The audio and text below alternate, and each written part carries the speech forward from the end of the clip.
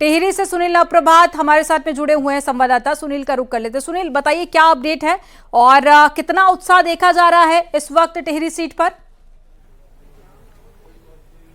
देखिए अमनदीप, अगर चुनाव की या पोलिंग के अपडेट की हम बात करेंगे तो सुबह की जो पहली पाली थी, जिस 7 से 9 में 2 घंटे का जो टाइम था, उसमें करीब 10% मतदान हुआ था और उसके बाद अगले 2 घंटे का 9 से 11 तक इसमें कुल मिलाकर 24%, 14% की बढ़ोतरी हुई है। तो यानी कि सुबह की फर्स्ट पाली में मतदान की रफ्तार बेहद धीमी थी, लेकिन उसके बाद अगले 2 घंटे में 9 से 11 में मतदान की रफ्तार तेज हुई है। 24% का अभी तक पूरे प्रदेश में मतदान हो चुका है। मैं अभी टिहरी संसदीय सीट के मसूरी विधानसभा में मौजूद हूं। इससे पहले आपने देखा कि सुबह जब हम टिहरी संसदीय सीट के देहरादून में के पोलिंग स्टेशनों पर हम मौजूद थे तो वहां पर आमतौर पर भीड़ दिखाई दे रही थी, मतदाताओं में एक उत्साह देखने को मिल रहा था। मैं अभी मसूरी में हूं तो आप देख सकते हैं कि ये जो पोलिंग स्टेशन है, ये सनातन धर्म गर्ल्स इंटर कॉलेज मसूरी का पोलिंग स्टेशन है।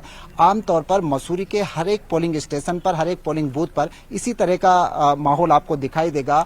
इक्का दुक्का की संख्या में यहाँ पर वोटर्स आ रहे हैं। हालांकि पिछले 4 घंटों में मसूरी में पूरी कॉन्स्टिट्यूंसी में मसूरी विधानसभा में 23% मतदान अभी तक हो चुका है, लेकिन एक तरह से मतदाताओं में यहाँ पर हम कह सकते हैं कि एक उदासीनता की तरह आप देख सकते हैं कि जो पोलिंग स्टेशन है बिल्कुल आपको वीरानगी सी इन पोलिंग स्टेशनों में लगेगी। तो एक बड़ा फर्क है, जहां देहरादून में थे वहां पर मतदाता वोटर्स की कतार लगी हुई थी, लेकिन मसूरी में नजारा एकदम बदला हुआ है कि यहाँ पर इक्का दुक्का वोटर्स ही आपको पोलिंग स्टेशन पर दिखाई दे रहे हैं। तो एक तरीके से जो एक उदासीनता सी हमको इन पोलिंग स्टेशनों पर आकर दिखती है कि मतदाताओं में एक उत्साह नहीं है जो आमतौर पर वोटिंग के दिन होता था कि हमें वोट देने जाना है, हमें किस रिप्रेजेंटेटिव को यहाँ पर वोट करना है। मैं लौटूंगी सुनील आपके पास पे, दीपांकर का रुख कर लेते हैं। दीपांकर, क्या हलचल आपके आसपास और कुछ खास मेहमान भी आपके साथ में मौजूद है तो उनसे बातचीत कीजिए।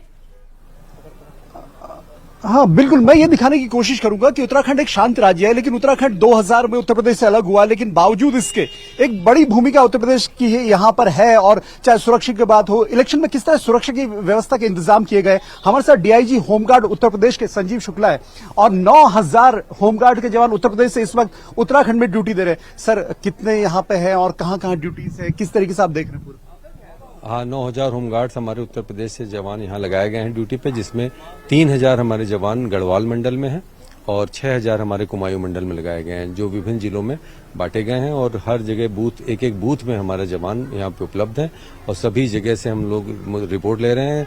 हर जगह से मुस्तैदी से उनकी ड्यूटी करने की रिपोर्ट आ रही है। अभी तक जो रिपोर्ट है सर, अभी जो लगभग 7 बजे से 12 बजे तक अभी तक सारी रिपोर्ट बिल्कुल दुरुस्त हैं और सारे जवानों ने बहुत ही वो सहायता भी कर रहे हैं। जो बुजुर्ग आ रहे हैं, जो हमारे जो दिव्यांग आते हैं, उनको सहायता भी देते हैं, उनका सहयोग करते हैं। जो अति बुजुर्ग महिलाएं हैं या जो हैं, उन लोगों को भी सहारा दे रहे हैं और बहुत अच्छी ड्यूटियों से अपना कार्य संपादित कर रहे हैं। तो चुनाव उत्तर प्रदेश की 8 सीटों पर भी है और उत्तराखंड की 5 सीटों पर भी, लेकिन इसके साथ साथ जो भूमिका होती है, चाहे सुरक्षा बलों की हो या दोनों राज्य, एक वक्त पर एक ही राज्य था उत्तर प्रदेश, तो अभी भी आप देख सकते हैं चुनाव भले ही हो रहा है, लेकिन अभी भी व्यवस्थाओं में कहीं ना कहीं साझा होना। और ये सुरक्षा क्योंकि इलेक्शन कमीशन की तरफ से होती है, लेकिन बावजूद इसके 9000 होमगार्ड के जवान इस वक्त उत्तराखंड में इलेक्शन में ड्यूटी पर है। जी, यही तस्वीर हम दिखाने की कोशिश कर रहे थे। तो बिल्कुल देखिए, प्रशासन की तरफ से भी पुख्ता इंतजाम किए गए थे इलेक्शन को लेकर और आप तैयारियां भी देख पा रहे हैं।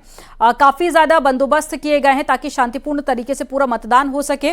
और साथ ही हमारे साथ में देखिए तमाम सहयोगी जुड़े हुए हैं ग्राउंड जीरो से।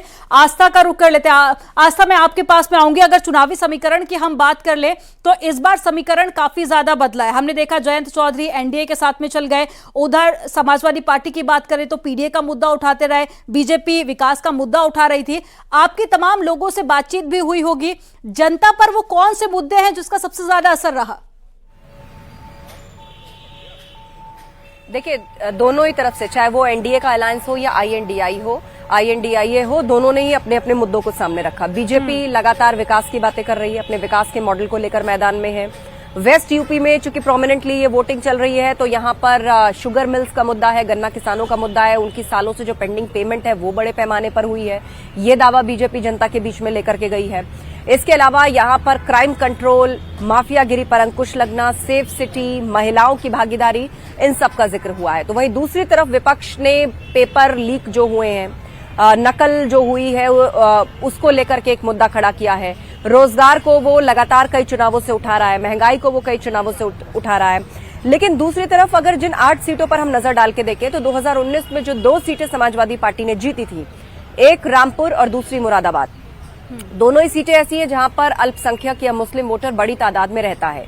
एक सीट पर आजम खान का वर्चस्व रहा है तो दूसरी तरफ एसटी हसन वहां से सिटिंग एमपी रहे हैं और सभी जानते हैं कि इन दोनों ही सीटों को लेकर कौन कैंडिडेट होगा, कितनी पसोपेश रही है। कैंडिडेट्स का बार बार बदलना, पार्टी में गुटबाजी शुरू होना। रामपुर में आजम गुट नाराज है तो वहां से जो एसपी का उम्मीदवार कंटेस्ट कर रहा है तो आजम गुट उनके समर्थन में प्रचार नहीं कर रहा। एसटी हसन का टिकट मुरादाबाद से कट गया तो वो नाराज है, उनके समर्थक जो है वो रुचि वीरा के समर्थन में प्रचार नहीं कर रहे हैं। अखिलेश यादव आप उठा करके देखिए कि पश्चिमी उत्तर प्रदेश की कितनी सीटों पर वो एक्टिवली चुनाव प्रचार के लिए गए। हाँ, आखिर में जरूर राहुल गांधी के साथ उन्होंने प्रेस कॉन्फ्रेंस करी गाजियाबाद में, प्रियंका गांधी सहारनपुर में गई, लेकिन ग्राउंड पर ये सवाल लगातार उठते रहे कि जो आपका अलायंस है उस अलायंस के जो बड़े चेहरे हैं, मुख्य चेहरे हैं, स्टार प्रचारक कहे आप, प्रियंका गांधी, राहुल गांधी, अखिलेश यादव, डिम्पल यादव, प्रोफेसर राम गोपाल यादव, शिवपाल, ये सब लोग कहाँ है चुनाव प्रचार से। वहीं दूसरी तरफ एनडीए है, बीजेपी है, उसके तमाम बड़े चेहरे प्रधानमंत्री मोदी से लेकर मुख्यमंत्री योगी आदित्यनाथ, जेपी नड्डा, अमित शाह, जितने सेंट्रल स्मृति ईरानी, आप केंद्रीय मंत्रियों से लेकर संगठन के बड़े पदाधिकारी, वो सब डेरा जमाए यहां पर बैठे हैं। लगातार यहां पर रैलियां की जा रही हैं, ताबड़तोड़ प्रचार चल रहा है। तो प्रचार के मैदान को उठा करके देखेंगे तो यहां भी जो प्रचार में भारी पड़ा है एनडीए, विपक्ष उसका कितना जवाब दे पाएगा। एक तरफ पार्टी की आंतरिक गुटबाजी और टूट, मजबूत सीटों पर भी एक कमजोर फाइट, क्योंकि कहा जा रहा है मुस्लिम डिवाइड हो जाएगा। जब पार्टी के अंदर ही 2 गुट बन गए, एसटी हसन साफ साफ कह रहे हैं कि मेरे अपमान का संदेश मेरे वोटर्स में जरूर जाएगा, तो मतलब साफ है कि वो उस तरफ इशारा कर रहे हैं कि हो सकता है कि सारा मुस्लिम गुस्से की वजह से वोट देने ना पहुंचे, तो पोलिंग परसेंटेज इन जगहों पर गिर जाए। कुल मिलाकर जो आंतरिक स्थिति पार्टी की है वो कहीं ना कहीं उसे पीछे की ओर ले जाती दिख रही है। इसके अलावा चंद्रशेखर रावण, आपको याद होगा कि इस बार जो विपक्षी अलायंस है उनको पाले में लाने में नाकामयाब हुआ है। चंद्रशेखर रावण की पार्टी जो बिल्कुल, नगीना पर कितना असर उसका होता है ये देखने वाली बात होगी। हमारे साथ में रामपुर से फरा जुड़ गए हैं। फरा, ये समाजवादी पार्टी की सीट थी, गढ़ कहा जाता था, लेकिन उसके बाद में हमने देखा उपचुनाव में यहां पर बीजेपी जीत हासिल करती है और घनश्याम लोधी यहां से सांसद बनते हैं। यहां पर क्या मुद्दे आप इस वक्त देख रही हैं? आपके आसपास भी कुछ लोग मौजूद है तो जरा उनसे भी बातचीत करने की कोशिश कीजिए।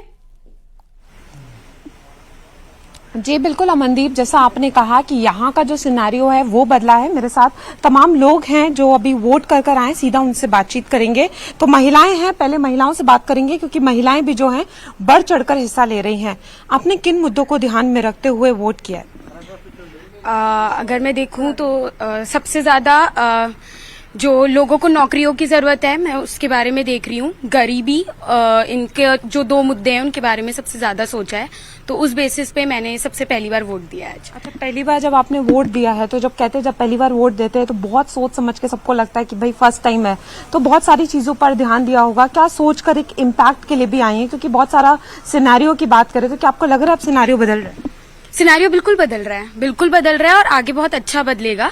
तो उस हिसाब से ही सोचा है, देश के भले के बारे में सोचा है और